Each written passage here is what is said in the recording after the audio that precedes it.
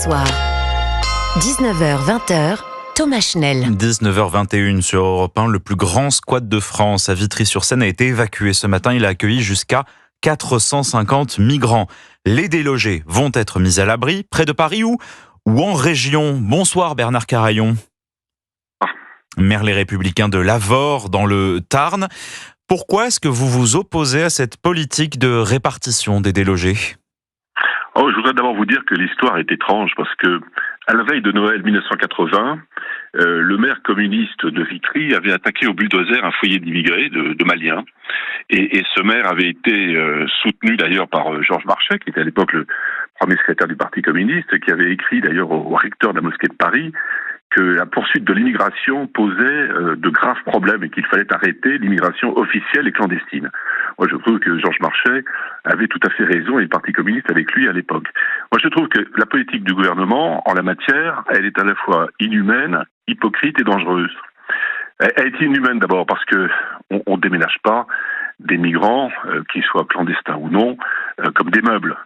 C'est hypocrite ensuite.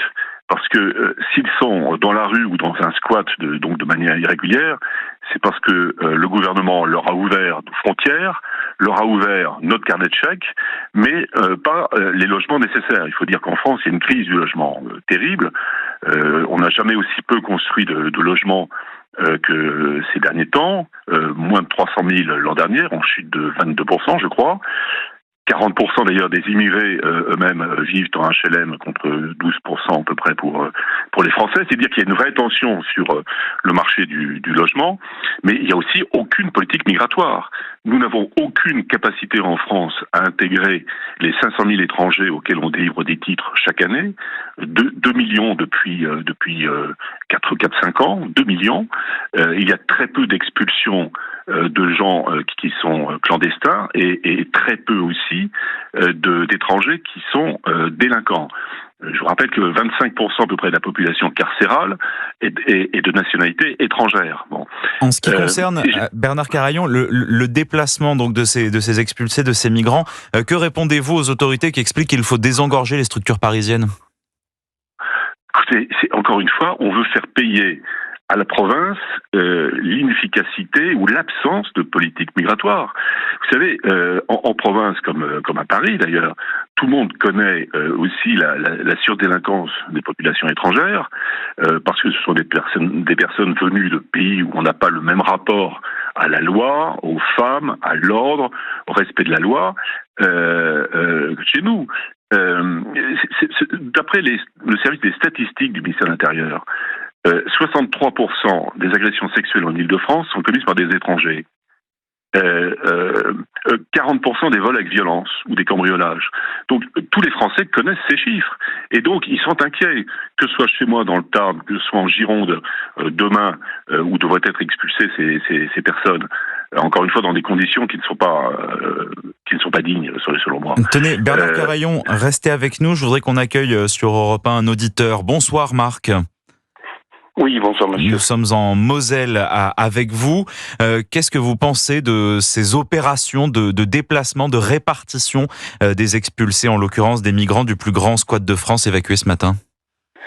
Oui, alors d'abord, je voulais vous remercier de me donner la parole. Et je rejoins tout à fait d'abord monsieur Carayon dans son raisonnement. Et je dirais, ce qui m'ennuie un petit peu, c'est qu'on évacue.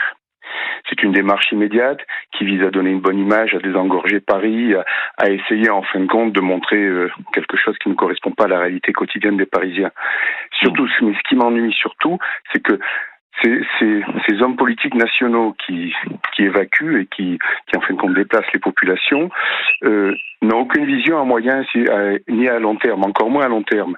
Qu'allons-nous faire de ces personnes que l'on déplace ? Comment vont-ils s'intégrer ? On peut les loger, on peut les loger éventuellement, mais il faut ensuite qu'ils s'intègrent en France. Il faut qu'ils puissent. On ne peut pas les maintenir dans la misère comme on le fait depuis maintenant trop longtemps. Il faut vraiment essayer d'anticiper, essayer de réfléchir et ne pas uniquement faire ce que j'appelle du cinéma médiatique. Alors de la Moselle au Tarn, Bernard Carayon, vous entendez ce que nous dit Marc ? Est-ce que vous avez le sentiment que ces déplacements, ce sont des sas où il y a une vraie volonté peut-être de les installer quelque part, ces déplacés ? Non, c'est du raisonnement à court terme. On veut encore une fois, si je puis dire, nettoyer de manière hypocrite la capitale avant les Jeux Olympiques, lui donner un visage qui soit convenable, si je puis dire, pour les touristes du monde entier qui vont venir chez nous. Mais on ne règle aucun des problèmes de fond. Vous savez, 50% des centres d'urgence, enfin des personnes qui sont dans les centres d'urgence en France, 50% sont occupés par des clandestins ou par des personnes qui demandent le statut de réfugié, dont on sait que 60% d'entre eux seront déboutés. Ces centres d'urgence, ils sont destinés en particulier aux femmes qui sont victimes de violences, et notamment de violences conjugales. Bon, les logements, encore une fois, on construit très peu de logements en France, et les lois environnementales ont réduit aussi les surfaces qui peuvent être utilisées justement pour construire des logements. C'est la loi ZAN, zéro artificialisation nette.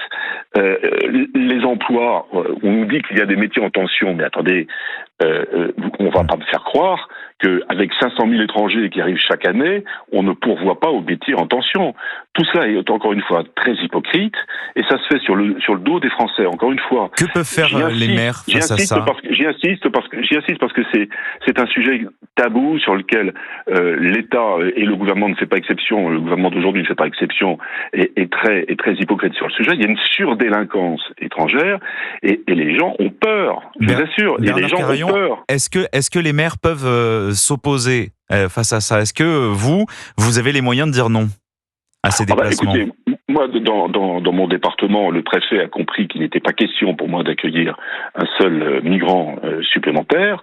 Seuls sont mobilisables, si je puis dire, les maires qui en feront la demande. Mais j'observe que dans mon département, le préfet a refusé de m'indiquer le nom des communes où l'on allait accueillir une cinquantaine d'immigrés qui viennent du Soudan et d'Afghanistan, qui sont des pays certes en guerre, et dont la culture n'est pas tout à fait la culture occidentale. Il y a des sanctions, il y a des pressions qui sont faites contre les maires.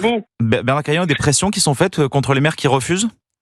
Écoutez, moi je suis, comme beaucoup de maires, je crains que ceux qui refusent ce type de transfert soient sanctionnés sous la forme de subventions qui seraient soit abandonnées, soit minorées, soit de procédures administratives qui deviendraient du jour au lendemain plus tatillonnes. Beaucoup de maires d'ailleurs refusent de s'exprimer sur ce sujet. Parce qu'ils ont peur justement de mesures de rétorsion. On vous a entendu sur Europe 1. Merci beaucoup Bernard Carayon, maire Les Républicains de Lavore dans le Tarn, d'avoir été avec nous ce soir. Merci également à Marc, à nos auditeurs. Marc qui nous appelait de Moselle.